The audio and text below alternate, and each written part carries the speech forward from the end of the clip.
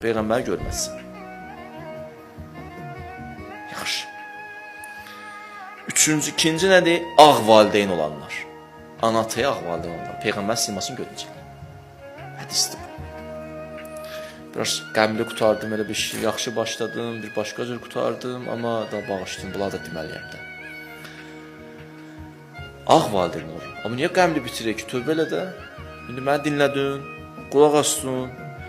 Qurtarmamış, elə indi ananın yanında əyləşib anamın üzündən öpdü, atamın əlindən öpdü. Çətindir. Atanın əlindən, ananın üzündən öpmək izzətdir. İzzətdir, hər adama nəsib olmaz. Dünən ana və atava, hərdən deyirsən, mən heç vaxt incitməmişəm. Bəlkə incitmirsən, xəbərin yoxdur. Hərdən bir deyən anamın, atamın qabağında, ana bağışla, halal elə mənə haqqı, ata haqqı və mənə halal elə. Onlar ki, dünyasını dəyişiblər, Allahdan istəyin, Allah sən onlardan istə ki, mənə bağışlasınlar. Atamız, anamız dünyasını dəyişib. 2.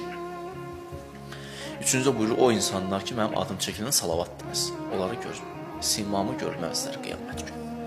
İndi onlar bir dəfə deməz adam, 2 dəfə deməz, onunla işim yox. Bu adət eləyib özün salavat deməsin.